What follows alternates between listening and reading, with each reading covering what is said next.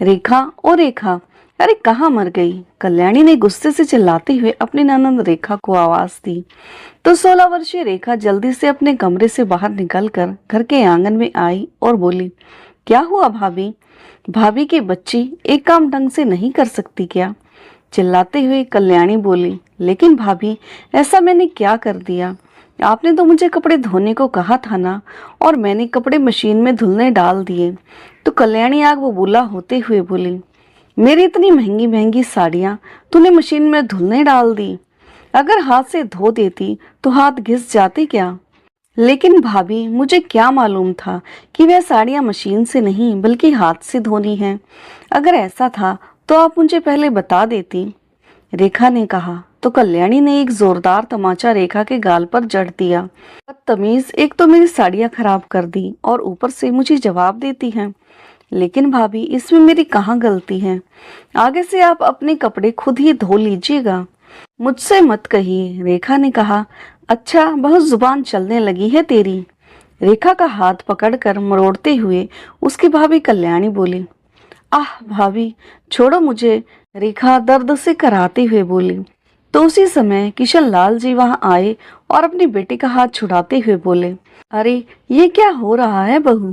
तभी कल्याणी बोली, अरे एक काम ढंग से नहीं किया जाता आपकी बेटी से। तो क्या हुआ बहू? बिन माँ की बच्ची है, वह नादान है। तुम तो समझदार हो ना, नादान नहीं, कुछ ज्यादा ही होशियार है वह। जानबूझकर ऐसे काम करती है कि दोबारा उसे कोई काम करने को कहा ही ना जाए। समझा दीजिए इसे, अगली बार अगर मेरे साथ ज्यादा होशियारी करने की कोशिश की तो अच्छा नहीं होगा। इतना बोलकर जैसे ही कल्याणी अपने कमरे में जाने लगी, तभी उसका पति राजेश कमरे से बाहर आया और बोला, क्या हुआ कल्याणी? पूरा घर सर पर क्यों उठा रखा है? आखिर क्या बात है? अरे एक तो तुम्हारी बहन ने मेरी इतनी महंगी साड़ी वॉशिंग मशीन में धोकर खराब कर दी, ऊपर से आप मुझसे ही पूछ रहे हो कि मैंने पूरा घर सर पर क्यों उठा रखा है। क्यों, तुम अपने कपड़े खुद नहीं धो सकती क्या? क्यों उस बेचारी को परेशान करती हो? उसकी परीक्षा नजदीक है, अगर थोड़ा काम तुम कर लोगी तो घिस नहीं जाओगी। अच्छा, अब मैं काम करूंगी तो इन लोगों का क्या अचार डालूंगी? कल्याणी के इतना बोलते ही राजेश अपना आपा खो बैठा और एक के बाद एक जन्नाटेदार थप्पड़ अपनी पत्नी के मुंह पर जड़ दिए। तो कल्याणी गुस्से से दहाड़ते हुए बोली, तुम्हारी हिम्मत कैसे हुई मुझ पर हाथ उठाने की? तो क्या आरती उतारूं तुम्हारी, जो आए दिन घर में कोई ना कोई बखेड़ा खड़ा करके रखती हो? बेटा बहू को यूं लड़ते देख किशन लाल जी बोले, नहीं बेटा, यूं हाथ उठाना तुम्हें शोभा नहीं देता। घर में छोटी मोटी बातें तो चलती ही रहती हैं, लेकिन तुम लड़ाई मत करो, मैं हाथ जोड़ता हूँ। तभी गुस्से से भड़कते हुए कल्याणी बोली, बस रहने दीजिए, आप तो कुछ बोलिए ही मत। खबरदार कल्याणी, जो मेरे पिताजी से इस तरह बदतमीजी से बात की तो क्या? मैं डरती नहीं किसी से, अभी मैं अपने माँ पापा को फोन करके बुलाती हूँ। ऐसा कहते हुए कल्याणी पैर पटकते हुए अपने कमरे में चली गई। देख बेटा, बहू को रोक ले, यूं बात बढ़ाकर कोई फायदा नहीं। नहीं पिताजी, आप हर बार मुझे समझा बुझाकर मामला शांत करने को कहते हैं, और यही कारण है कि उसकी हिम्मत आज इतनी बढ़ गई है। इधर कल्याणी ने गुस्से में आकर अपनी माँ को फोन लगा दिया और रोते हुए बोली, माँ, ससुराल में सब मुझसे लड़ते झगड़ते हैं, आज तो आपके दामाद ने मुझ पर हाथ भी उठाया। मुझे यहाँ नहीं रहना, जल्दी से आकर मुझे ले जाओ। कहते हुए वह फूट फूट कर रोने लगी। इतना सुनते ही उसकी माँ संतोषी देवी गुस्से में आ गई और बोली, अच्छा, उनकी इतनी हिम्मत, तो चिंता मत कर बेटी, अब तू एक पल भी उस घर में नहीं रहेगी। तू अपना बैग तैयार रख, मैं अभी तुझे लेने के लिए तेरे पापा को भेजती हूँ। अरे क्या हुआ भाग्यवान, किससे बात कर रही थी? कल्याणी के पिता आकाश जी ने पूछा। तो संतोषी जी बोली, आपकी बेटी का फोन था, आज तो उसके ससुराल वालों ने सारी हदें पार कर दी। उसके घर इतना लड़ाई झगड़ा हुआ कि उसके पति राजेश ने बिना मतलब हाथ उठा दिया मेरी बच्ची पर। क्या मेरी बेटी पर हाथ उठाया उसने?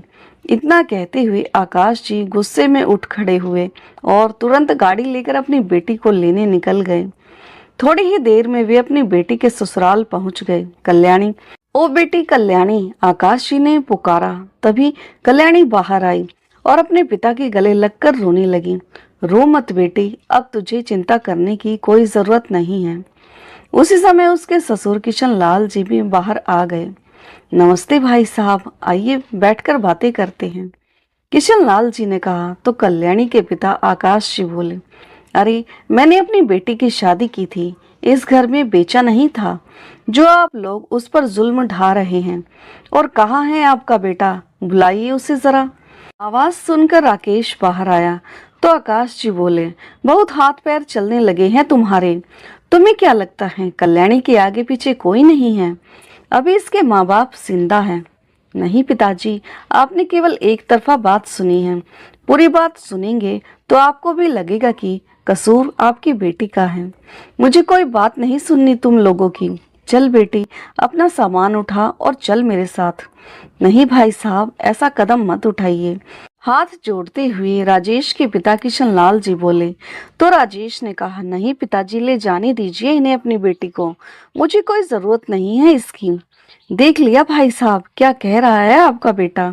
यही औकात है मेरी बेटी की इस घर में, लेकिन मैं भी इसे छोड़ूंगा नहीं। पुलिस में कंप्लेंट करवाऊंगा, महिला मंडल में शिकायत करूंगा और ऐसी जेल की हवा खिलाऊंगा कि बाहर निकलने को भी तरस जाओगे तुम लोग। इतना कहकर आकाश जी अपनी बेटी कल्याणी को लेकर निकल गए।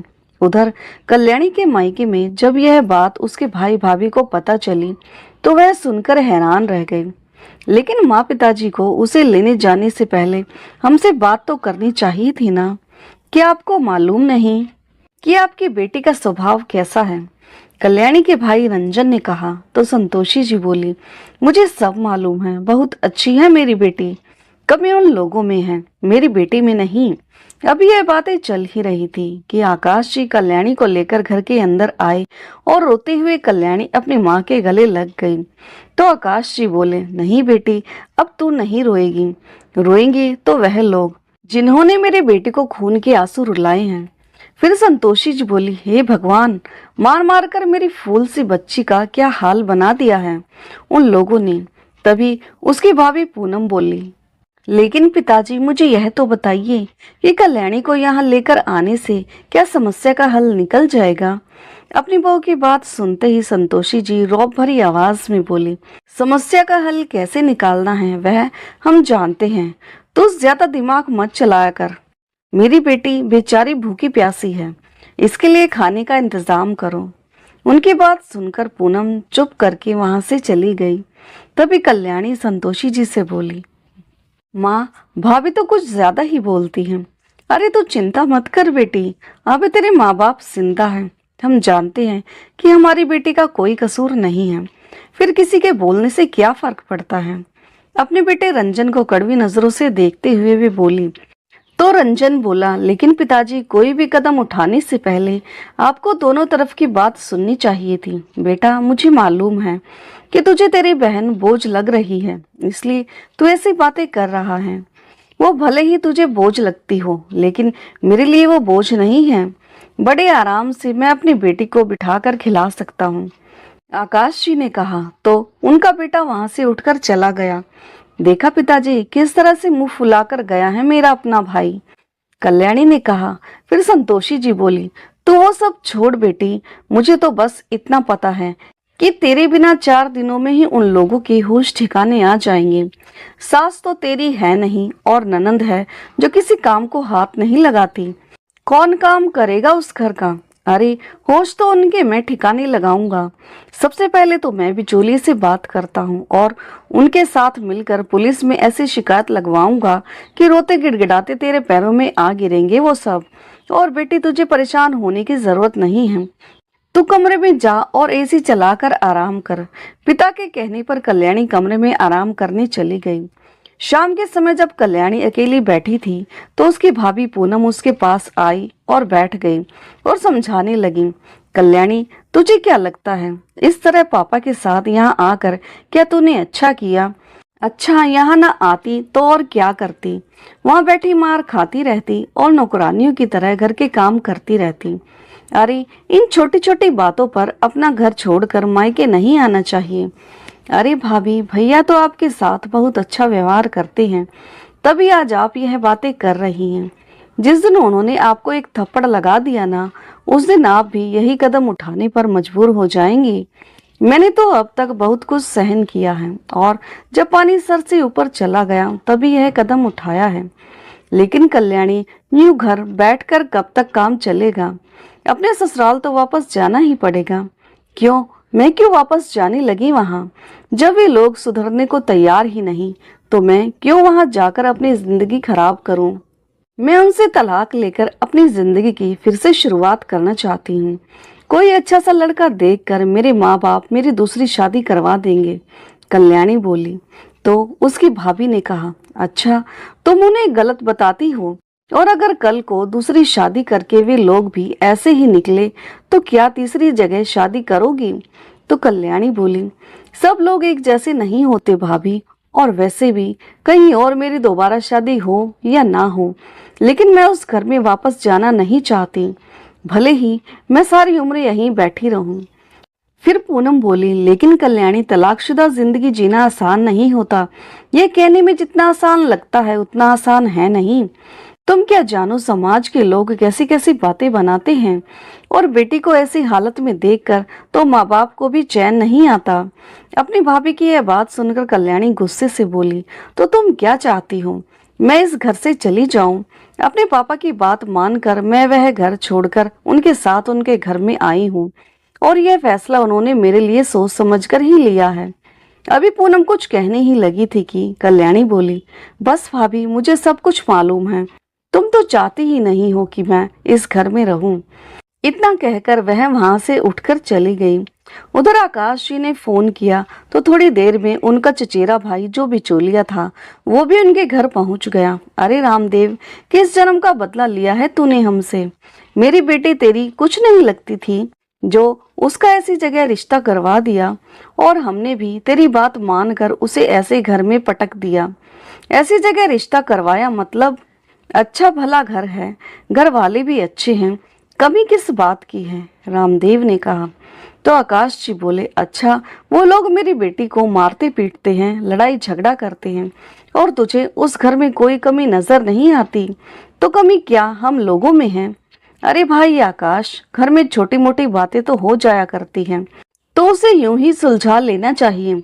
अरे छोटी मोटी बात नहीं, हाथ उठाया है उसने मेरी बेटी पर। बिठाकर समझा भी सकते थे कि यह गलती है, आगे से ध्यान रखना, लेकिन नहीं, वह तो सीधे मारपीट पर ही उतर आए। अच्छा, उसने हाथ उठाया तो तुम लोगों ने क्या किया? करना क्या था? मैं जाकर ले आया अपनी बेटी को। अपनी दुखी बेटी को वहां कैसे छोड़ सकता था? बस यही तो तुम्हारी गलती है कि बेटी ने फोन किया नहीं और जाकर उसे ले आए। तुम्हारी बेटी को उसकी ननद या ससुर ने तो नहीं मारा था ना, उसके पति ने ही हाथ उठाया था, और वो भी कोई बहुत बड़ी गलती की होगी उसने। अगर एक दो घंटे नहीं जाते तो मामला अपने आप ही शांत हो जाता, और फिर अगर लेने भी गए तो कम से कम बैठकर पूछना तो चाहिए था कि क्या बात हुई। शांति से बैठकर बातचीत करते, तभी तो किसी समस्या का हल निकलता ना। लेकिन तुमने तो पुलिस में कंप्लेंट करने की धमकी देकर मामले को और भी ज्यादा उलझा दिया। रामदेव, यह बात सुनकर आकाश जी सोच विचार में पड़ गए। फिर रामदेव जी बोले, अब मेरी बात ध्यान से सुनो। अब तक जो हो गया सो हो गया, अब शांति से अपनी बेटी को उनके ससुराल वापस भेज दो। अरे, इतना कुछ होने के बाद भी तुम मुझे अपनी बेटी को वापस भेजने की बात कर रही हो। अगर उन्होंने वापस उसके साथ मारपीट की तो? देखो भाई आकेश, ठंडे दिमाग से काम लो, जो उचित है मैं वही कह रहा हूँ। मैंने किशन लाल जी से बात की है, अब कोई ऐसी बात नहीं होगी। ठीक है रामदेव, तुम्हारे कहने पर मैं कल्याणी को वापस भेज देता हूँ, लेकिन अगर दोबारा कोई बात हुई तो मैं तुम्हारी भी नहीं सुनूंगा। रामदेव जी के बार बार कहने पर आकाश जी अपनी बेटी को ससुराल वापस भेजने को तैयार हो गए, और अगले दिन उसे रामदेव जी के साथ उसके ससुराल भेज दिया। अरे चाचा, आप यहाँ कैसे? रामदेव जी को अपने घर में देखकर रंजन बोला। तो रामदेव जी ने कहा, बस बेटा, तुम्हारी अमानत तुम्हें सौंपने आया हूँ। उसी समय कल्याणी घर के अंदर आई तो उसे देखते ही रंजन बोला, नहीं चाचा जी, अब ये इस घर में नहीं रह सकती। जहाँ से लाए हैं वहां वापस ले जाइए। उसी समय किशन लाल जी बाहर आए और बोले, अरे बेटा, यह तो कैसे बातें कर रहा है। वह वापस आ गई है तो तुम भी शांति से अपना घर बसाओ। नहीं पिताजी, आपको मालूम है ना कि कल्याणी के पापा ने हमें क्या कहा था। अरे बेटा, गुस्से में इंसान क्या कुछ नहीं कहता। अब सारी बातों को भूल कर नए सिरे से जिंदगी शुरू करो, किशन लाल जी ने कहा। तो रंजन बोला, ठीक है, लेकिन इसे कह दीजिए कि अगर यहाँ रहना है तो काम तो खुद ही करना पड़ेगा। मेरी बहन इसके हाथ में खाने की थाली नहीं देगी। तो रामदेव जी बोले, अरे यह भी कोई बात हुई, उसका खुद का घर है तो काम क्यों नहीं करेगी। तो किशन लाल जी बोले, अरे ननंद भाभी, मिलकर काम कर लेंगे तो कोई परेशानी नहीं होगी। बेटी तुम अंदर जाओ। किसी तरह किशन लाल जी ने बात संभाली और अपनी बेटी को आवाज देते हुए 2 कप चाय बनाने को कहा। अरे नहीं, अब मैं चलता हूँ, बच्चों का ख्याल रखिएगा, कहते हुए रामदेव जी वहां से चले गए। उधर बेटी को ससुराल भेजकर आकाश जी अपनी चारपाई पर आराम फरमा रहे थे। तभी उनके पास उनके साले का फोन आया और बोला, अरे जीजा जी, मुझे पता चला कि कल्याणी बिटिया आई है। हाँ भाई, आई तो थी, अभी थोड़ी देर पहले ही उसे उसके ससुराल वापस भेज दिया है। अरे उन्होंने तुम्हारी बेटी पर हाथ उठा दिया और तुमने उसे वापस भेज दिया। उन लोगों को जेल की हवा खिलानी चाहिए थी। हाँ भाई, चाहता तो मैं भी यही था, लेकिन अपने भाई के कहने पर मैं समझौता करने को तैयार हो गया। लेकिन जीजा जी, कल्याणी बेटी भी कब तक मार खा खा कर कितने दिन वहां रहेगी। घर तो तब बसेगा ना जब दोनों तरफ से कोशिश हो। हाँ भाई साहब, बात तो आप सही कह रहे हैं, आकाश जी बोले। तो उनके साले ने कहा, अब अगर वह लोग ठीक से रहते हैं तो ठीक है, नहीं तो इस बार उनकी अकल ठिकाने लगवा देंगे कोर्ट केस करवा कर। अगर उन्हें नाक रगड़ने पर मजबूर नहीं किया तो मैं भी लड़की का मामा नहीं। ठीक है जीजा जी, अब मैं फोन रखता हूँ, कोई जरूरत हो तो बताइएगा। आज कल्याणी को अपने ससुराल आए 2 दिन बीत चुके थे। सुबह के समय किशन लाल जी ने कल्याणी को आवाज देते हुए कहा, अरे कल्याणी बेटी, जल्दी से मेरे लिए नाश्ता बना दो, आज मुझे खेत में जल्दी जाना है। रेखा बेटी तो अपनी परीक्षा देने गई है, नहीं तो मैं उसे कह देता। अपने ससुर की इतनी बात सुनते ही कल्याणी नींद से जागी और गुस्से से पैर पटकते हुए बाहर आई। हाँ तो क्या हुआ, रसोई घर को ताला तो नहीं लगा, खुद जाकर 2 रोटी बनाकर खा सकते हैं ना। मैं यहाँ किसी की नौकरानी नहीं हूँ, जब ऑर्डर दिया और काम करवा लिया। अरे बेटी, इसमें नौकरानी वाली कौन सी बात हो गई, 2 रोटी ही तो बनानी है, 2 रोटियां हो या 4, मुझसे नहीं पकाई जाती। जिसे खानी हो खुद जाकर पका लो, चिल्लाते हुए कल्याणी ने कहा। तो रंजन आवाज सुनकर बाहर आया। क्या हुआ पिताजी, आज फिर कोई बात हो गई क्या। अरे बेटा, मैंने तो सिर्फ 2 रोटी पकाने को कहा था, तो फिर, रंजन ने पूछा। तो कल्याणी चिल्लाई, फिर क्या, मैं किसी की नौकरानी नहीं हूँ जो इशारों पर नाचती फिरूं। जिसे खाना खाना है खुद जाकर पका ले। कल्याणी के इतना कहते ही रंजन ने उसके गाल पर एक जोरदार थप्पड़ जड़ दिया। ना बेटा, उसे मारता क्यों है, यूं लड़ाई झगड़ा करके अपना घर क्यों बिगाड़ते हो। किशन लाल जी ने अपने बेटे को रोकने की कोशिश की तो कल्याणी उल्टा उन पर ही भड़क उठी। अरे घर तो मेरा तुम लोगों ने बिगाड़ कर रखा हुआ है, इस लड़ाई झगड़े की जड़ सिर्फ और सिर्फ तुम बाप बेटी हो। कल्याणी की इतनी बात सुनते ही रंजन ने गुस्से में आकर उसे एक और तमाचा जड़ दिया। फिर कल्याणी गुस्से से आग बबूला होते हुए बोली, जिन हाथों से तुमने मुझे मारा है ना, उन्हीं हाथों से जेल की चक्की न पिसवा दी तो मेरा नाम कल्याणी नहीं। कल्याणी ने रंजन को कड़वी निगाहों से देखते हुए कहा। इतना कहते हुए कोमल ने अपना बैग पैक किया और वापस अपने मायके चली गई। उधर उसके मायके में उसकी भाभी पूनम सबके लिए गर्मा गर्म पराठे बनाकर सबको परोस रही थी और परिवार के सभी लोग उसके बनाए खाने की तारीफ कर रहे थे। तभी अचानक अपने सामने कल्याणी को देखकर सभी हैरान रह गए। क्या हुआ बेटी, कैसे आई, आकाश जी ने पूछा। तो कल्याणी रोते हुए बोली, अब मैं उस घर में दोबारा कभी नहीं जाऊंगी। लेकिन बात क्या हुई, कोई लड़ाई झगड़ा हुआ है क्या। बस लड़ाई झगड़ा नहीं, उसने तो आज फिर मुझे मारा। सारा दिन घर का काम करके रात को थक कर सोती हूँ। अगर सुबह थोड़ी देर ज्यादा सो गई तो इसमें भी उन लोगों को परेशानी है। सुबह सुबह आवाज देनी शुरू कर दी कि नाश्ता बना दो। अब क्या मैं उन लोगों के घर की नौकरानी हूँ? यह बात सुनकर उसकी भाभी पूनम बोली, अरे इतनी छोटी सी बात पर तुम यहाँ चली आई? 2 रोटी ही तो पकानी थी, पका देती। तुम तो रहनी ही 2 बहू। अंदर जाकर खाना पकाओ। बेटी तू यहाँ सोफे पर बैठ। तेरे पापा ने बहुत बड़ी गलती कर दी जो रामदेव के कहने पर तुझे वापस भेज दिया। संतोषी जी ने कहा तो कल्याणी रोते हुए बोली, माँ मुझे तो लगता है कि मैं ही पागल हूँ जो वहां बार बार मुंह उठाकर चली जाती हूँ। यहाँ किसी को मेरी फिक्र है ही नहीं। नहीं बेटा, ये तो कैसे बातें कर रही है? आकाश जी उसके आंसू पोंछते हुए बोले। तो कल्याणी बोली, आपको क्या पता सारा दिन मैं घर का कितना काम करती हूँ, यह सोचकर कि किसी तरह मेरा घर बस जाए। लेकिन वह लोग तो घर बसाना ही नहीं चाहते। नहीं बेटी, कोई जरूरत नहीं है किसी काम को हाथ लगाने की। बेटी है तू मेरी, किसी के घर की नौकरानी नहीं जो सारी उम्र उनकी गुलामी करती रहेगी। संतोषी जी ने कहा तो कल्याणी बोली, बस अब मैं कुछ नहीं जानती। मैं तो उन पर केस करके ही दम लूंगी। अब मैं किसी के कहने पर वहां नहीं जाने वाली। वे लोग तो हर बार यही सोचते हैं ना कि पहले तो आकर सीना चौड़ा करके अपनी बेटी को ले जाते हैं और उसके बाद खुद ही उसे वापस छोड़ने आ जाते हैं। इस तरह तो सारी उम्र वे मुझ पर अपना हुक्म ही चलाते रहेंगे। बेटी तू चिंता मत कर, अब वही होगा जो तू चाहेगी, आकाश जी ने कहा।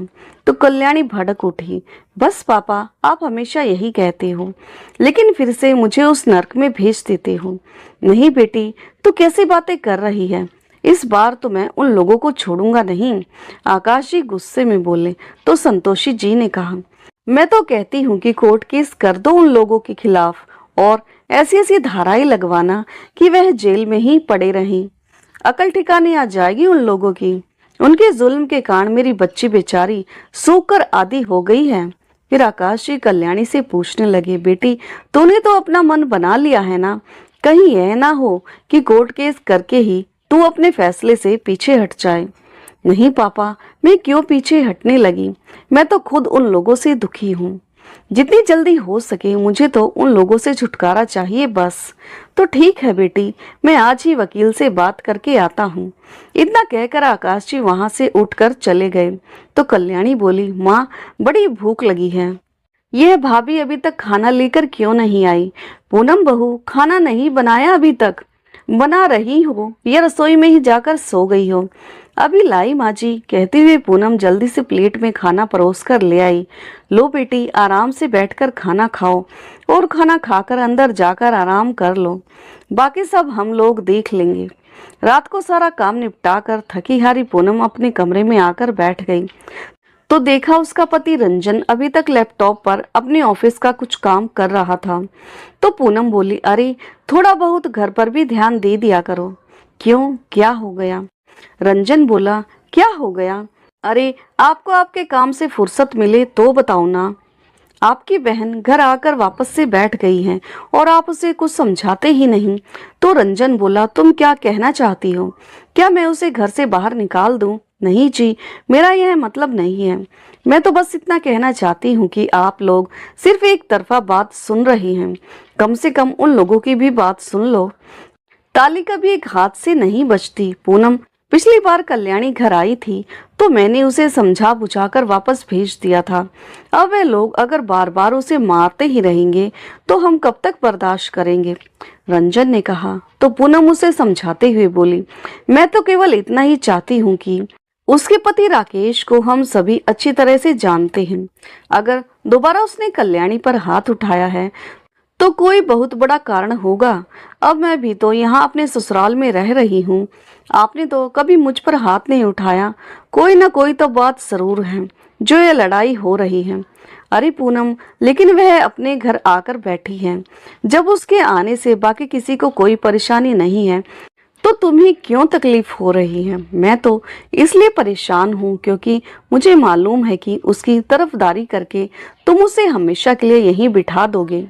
अरे अगर अपने मायके में रहकर 2 वक्त की रोटी खा भी लेगी तो तुम्हें इस बात से क्या दिक्कत है? दिक्कत 2 रोटी की नहीं है। अब पिताजी कहते हैं कि मैं कोर्ट केस करूंगा। क्या कोर्ट केस में दुनिया हमारा तमाशा नहीं देखेगी? तो होने दो कोर्ट केस, एक बार पता लगने दो उन लोगों को कि कैसे किसी की बेटी पर हाथ उठाया जाता है। अरे पता उन्हें नहीं, पता तो आप लोगों को लगेगा। कोर्ट केस में परेशानी तो आप लोगों को भी होगी, ढेरों पैसे खर्च होंगे, सो अलग। मैं तो बस इतना कहती हूँ कि कम से कम एक बार उन लोगों की बात तो सुन लो।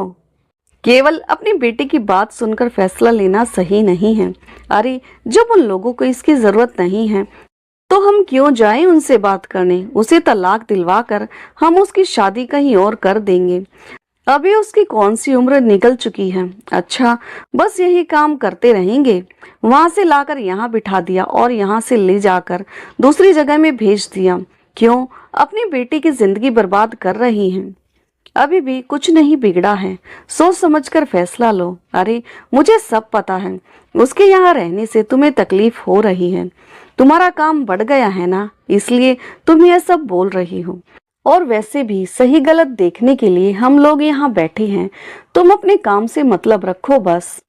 इतना कहकर रंजन करवट बदलकर सो गया। अगले दिन सुबह सुबह पूनम ने कपड़े धोने की मशीन लगा दी और सबके लिए नाश्ता बनाने की तैयारी करने लगी। सब्जी बनाकर जैसे ही घर के पीछे के आंगन में कपड़े सुखाने के लिए गई तो वहीं कल्याणी अपनी किसी सहेली से फोन पर बात कर रही थी। उसे मालूम नहीं था कि उसकी भाभी उसके पीछे ही खड़ी है। बात करते हुए कल्याणी बोली, नहीं यार, अब तो मैं उस घर में बिल्कुल वापस नहीं जाऊंगी। सारी उम्र क्या घर के काम ही करती रहूं? यहाँ आराम से अपनी मर्जी से सुबह उठती हूँ, हाथ में खाना मिलता है, जब जिस चीज की फरमाइश करती हूँ वह चीज हाजिर हो जाती है। फिर मैं उस घर में क्यों जाऊंगी? ऐसा कहते हुए कल्याणी हंसने लगी। उसकी कुटिल आवाज सुनकर पूनम के कानों में तीर की तरह चुभ रही थी। फिर कल्याणी बोली, अरे भाभी का क्या है, उसे तो आदत है दिन भर घर का काम करने की। उसकी क्या मजाल है जो मेरे माँ बाप के आगे जुबान भी खोल सके। इतनी बात सुनकर पूनम का चेहरा गुस्से से लाल हो गया और बोली, अच्छा तो यह बात है, तुम वहां से सिर्फ इसलिए आई हो कि तुम्हें वहां काम ना करना पड़े और यहाँ रहते हुए तुम्हारी ऐश ही ऐश है। तो कल्याणी बोली, देखो भाभी, यह घर मेरे मम्मी पापा का है और मैं पूरे हक से इस घर में रह सकती हूँ। आप कौन होती हैं मुझे कुछ कहने वाली? अच्छा अब मुझे समझ में आया कि आपको इतनी जलन क्यों हो रही है। मैं यहाँ आराम से बैठी हूँ और आपको दिन भर काम करना पड़ता है। जलन तो होगी ही, लेकिन कोई और रास्ता भी तो नहीं है आपके पास। काम तो करना ही पड़ेगा आपको। कल्याणी की इतनी बात सुनते ही क्या बोली, अच्छा हुआ जो तुम्हारी असलियत मेरे सामने आ गई। बहुत सेवा कर ली तुम्हारी, बहुत खिला दिया तुम्हें बिठाकर। अब तुझे खुद ही अपनी रोटी पकानी पड़ेगी और फिर खानी पड़ेगी। मैं तुम्हारी नौकरानी नहीं हूँ जो दिन भर तुम्हारी सेवा में लगी रहूं। तो कल्याणी बेशर्मी से बोली, ठीक है भाभी, अगर आप नहीं बनाओगी तो माँ बना देगी। तो पूनम बोली, अरे कुछ तो शर्म कर, इस उम्र में माँ से काम करवाओगी? जानती भी हो तुम्हारे कारण माँ और पापा कितने परेशान हैं और तुम अपना घर उजाड़ कर यहाँ बैठी हो। फिर कल्याणी ने कहा, अच्छा भाभी, मैं अपना घर उजाड़ कर यहाँ बैठी हूँ, आपको क्या लगता है? तो कम से कम आप तो अपना घर संभालो, जाओ काम करो अपना। मैं तो अपना घर संभाल ही रही हूँ। तुम्हारी तरह हर 2 दिन बाद अपना बैग उठाकर अपने मायके नहीं चली आती। अभी यह बातें चल ही रही थी कि वहां रंजन आया और बोला, अरे क्या हुआ पूनम, क्यों इतनी जोर जोर से चिल्ला रही हो? क्यों मेरी बहन को दुखी कर रही हो? अच्छा मैं आपकी बहन को दुखी कर रही हूँ या इसने हम सबको परेशान कर रखा है? पूनम चिल्लाई तो कल्याणी बोली, इसे तो मेरे यहाँ रहने से परेशानी है। अच्छा तो क्यों ना हो परेशानी, क्या मैं नौकर हूँ जो सारा दिन इस घर का काम करती रहूं? अगर तुम्हारी बहन इस घर में रहेगी तो मेरे साथ घर का सारा काम करवाएगी। इतना सुनते ही रंजन ने अपनी पत्नी पूनम को एक तमाचा लगा दिया। यह देखकर कल्याणी बोली, अरे भाई, एक थप्पड़ से तुम्हारी पत्नी नहीं सुधरने वाली, कम से कम 2-4 तो इसे लगाने ही चाहिए। तो रंजन अपनी पत्नी पूनम से बोला, अगर इस घर में तुम्हें रहना है तो चुपचाप रहो, नहीं तो निकल जाओ मेरे घर से। अपने पति का व्यवहार देखकर पूनम हैरान खड़ी रह गई, लेकिन अब उसने भी तय कर लिया था कि वह इस घर में एक नौकरानी की हैसियत से अब नहीं रह सकती। वह अपने कमरे में गई और सामान पैक करने लगी। जैसे ही अपना बैग लेकर वह बाहर निकलने लगी तो उसे जाते देख आकाश जी और संतोषी जी हैरान रह गए। अरे बहू, यह कहाँ जा रही हो? छोटी छोटी बातों पर यूं बैग उठाकर मायके नहीं चले जाया करते, संतोषी जी बोली। तो पूनम ने कहा, अच्छा, आज आपको यह छोटी सी बात लग रही है, और जब बात आपकी बेटी पर आती है तब आपके ये विचार कहाँ चले जाते हैं? तो आकाश जी बोले, लेकिन बेटी, बात क्या हुई, यह तो बताओ हमें। देखिए पापा जी, ज्यादा बात तो मैं नहीं करूंगी, लेकिन इतना जरूर कहूंगी कि अब इस घर में मैं नौकरानी बनकर नहीं रह सकती। अच्छा, तो तुझे हमारी बेटी से दिक्कत है? आकाश जी ने कहा। तो पूनम बोली, अरे मुझे आपकी बेटी से कोई परेशानी नहीं है, बल्कि वह तो अपने आप में ही एक परेशानी है। अरे माँ बाप तो अपनी बेटी को समझाया करते हैं, उसका घर बसाने की सोचते हैं, लेकिन आप लोग कि बेटी कोई बात नहीं, छोटी मोटी बातें तो घर में होती रहती हैं, लेकिन यहाँ तो आप ही उसका घर उजाड़ने में लगे हुए हैं, और उसके घर के साथ साथ मेरा घर भी उजड़ रहा है। क्या आज तक मैंने आप लोगों के सामने कभी ऊंची आवाज में बात की है? लेकिन आज बात हद से ज्यादा बढ़ चुकी है। बहू की बात सुनकर आकाश जी बोले, तो ठीक है, अगर तुम्हें हमारी बेटी से इतनी ही परेशानी है तो जाओ अपने घर, हम अपनी बेटी को बिठाकर खिला सकते हैं।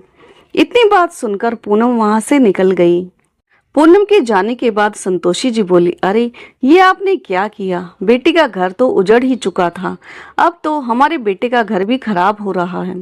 तो आकाश जी ने कहा, होता है तो हो, जाने दो, लेकिन मेरी बेटी को कोई परेशान करे यह मैं बिल्कुल सहन नहीं करूंगा।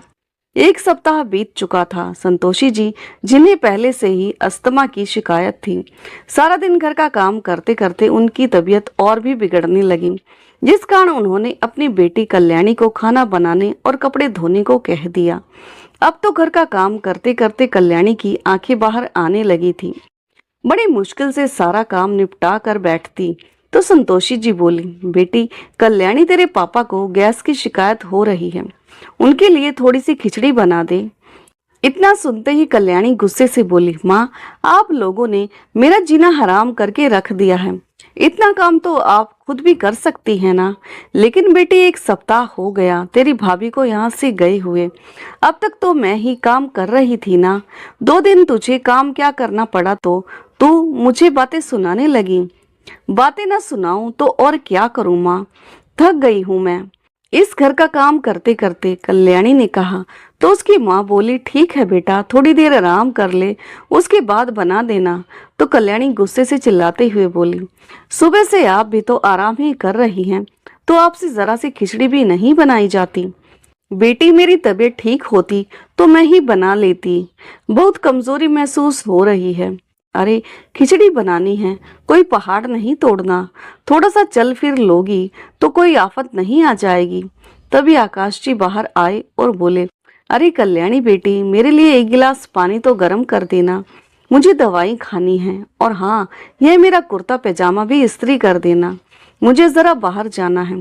ऐसा कहते हुए आकाश जी ने अपने कपड़े कल्याणी को दे दिए। लेकिन काम करने की बात सुनते ही कल्याणी गुस्से से फूट पड़ी। जिसे देखो दिन भर कल्याणी कल्याणी के नाम की रट लगाए रखते हैं, 2 मिनट भी चैन से नहीं बैठने देते मुझे। सुबह से पूरे घर का काम कर कर के थक गई हूँ। अरे बेटी, यह तू कैसी बातें कर रही है? तेरी माँ की तबीयत ठीक नहीं है, इसलिए तुझे कह दिया काम करने को।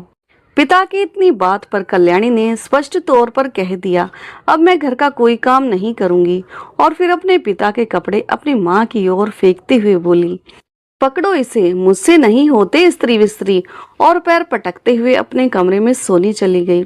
अपनी बेटी का यह व्यवहार देखकर आकाश जी और संतोषी जी हक्के बक्के से खड़े रह गए और वह सोचने पर मजबूर हो गए, तुम्हारी बेटी का दिमाग खराब हो गया है क्या, जो इस तरह की बातें कर रही है? हमने तो आज तक कभी उससे ऊंची आवाज में बात तक नहीं की थी, इतना प्यार दिया था हमने अपनी बेटी को, और अब बहू के जाने के बाद यह हमारे साथ इतना बुरा व्यवहार कर रही है। तो संतोषी जी ने कहा, इसके कारण हमारी बहू भी नाराज होकर अपने मायके चली गई है। उसके माँ बाप को एक बार फोन करके देख लेते हैं, क्या पता वह वापस आ जाए।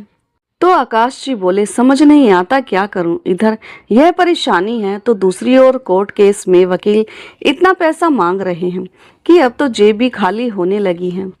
कितने ही लोगों से सलाह ले चुका हूँ, सबने यही कहा कि अपने बेटे को ससुराल समझा बुझाकर भेज दो। न जाने किसकी नजर लग गई है हमारे घर को। अच्छे भले हंसी खुशी से हम लोग रह रहे थे। जब से कल्याणी लड़ झगड़ कर यहाँ आई है तब से हमारे घर की शांति ही खत्म हो गई है। अब तो मुझे लगता है कि हमने अपनी बेटी को यहाँ लाकर कोई गलती कर दी है। जिस तरह से यह कैंची की तरह जुबान चलाती है, मुझे तो यही लगता है कि सारा कसूर इसी का निकल कर आएगा। मैं जाकर गांव के सरपंच से बात करता हूँ। इतना कहकर आकाश जी अपने बेटे रंजन को साथ लेकर सरपंच के पास गए और सारी बात बताते हुए बोले, मैं कोर्ट केस में हाथ तो फंसा बैठा, लेकिन अब वकील मुंह खोल कर पैसे मांग रहे हैं। इतना पैसा मैं कहाँ से लेकर आऊं? तो सरपंच जी बोले, अरे भाई, यह केस वेस सब छोड़ो और अपनी बेटी को उसके ससुराल वापस भेज दो। अरे सरपंच जी, यह कैसी बातें कर रही हैं? वह लोग फिर से मारना शुरू कर देंगे तो सरपंच जी बोले, ऐसी बात नहीं है, मुझे तो स्पष्ट तौर पर तुम्हारी गलती नजर आ रही है। आकाश जी सरपंच जी की यह बात सुनकर हैरान रह गए। अरे, हमारी गलती कैसे हो गई? अपनी बेटी को मार खाते देखकर कोई माँ बाप कैसे सहन कर सकते हैं? तो रंजन बोला, जरा सी लड़ाई हुई थी ना कि पिताजी ने कल्याणी को लाकर घर पर बिठा दिया। किसी के सुनते ही कहाँ है पिताजी? तो सरपंच जी बोले, अच्छा बेटा रंजन, अगर तेरे पिताजी किसी की नहीं सुनते तो तूने क्या किया? तूने भी तो अपनी पत्नी को मार पीट कर भगा दिया। यह बात सुनकर रंजन की नजरें नीचे झुक गईं। तो सरपंच जी बोले, और हाँ भाई आकाश, अब तुम ही देख लो, साक्षात अन्नपूर्णा जैसी तुम्हारी बहू जो दिन रात तुम्हारी सेवा करती थी, उसे भी नहीं छोड़ा तुम्हारी बेटी ने। 4 दिन में ही अपने भाई भाभी में फूट पड़वा दी उसने। तो अपने ससुराल वालों का वह क्या हाल करती होगी। और वैसे भी मैं किशन लाल जी और उनके बेटे को अच्छी तरह से जानता हूँ, बहुत अच्छे लोग हैं वो। लेकिन सरपंच जी, अब आप हमें सही सलाह दीजिए कि हमें आगे अब क्या करना है। आकाश जी ने कहा। तो सरपंच जी बोले, मेरी तो यही सलाह है कि सबसे पहले अपनी बेटी को समझाओ कि उसे ससुराल में कैसे रहना चाहिए, क्योंकि सारी गलती उसी की है, और उसे अच्छी सीख देकर उसके ससुराल लेकर जाओ। यह सुनकर आकाश जी बोले, अरे लेकिन मैं उन लोगों से कैसे नजरें मिलाऊंगा? अरे भाई आकाश, नजरें तो मिलानी ही पड़ेंगी और उनसे माफी भी मांगनी पड़ेगी। इस बात को समझो, आखिरकार बेटी तुम्हारी है और बेटी का घर बसाने और उजाड़ने में माँ बाप का ही सबसे बड़ा हाथ होता है। और हाँ, एक बात और, जाकर अपनी बहू से भी माफी मांगो और उसे सम्मान के साथ अपने घर वापस ले आओ। सरपंच से बात करके आकाश जी जैसे ही अपने घर वापस जाने लगे तो संतोषी जी पूछने लगी, क्या हुआ जी? क्या कहा सरपंच जी ने? वह सब मैं बाद में बताता हूँ, सबसे पहले मुझे एक जरूरी काम करना है। ऐसा कहते हुए आकाश जी कल्याणी के कमरे में गए और उसे खींचकर 2 तमाचे जड़ दिए। तभी संतोषी जी कमरे में आई और बोली, क्या किया आपने? अपनी बेटी पर ही हाथ उठा दिया।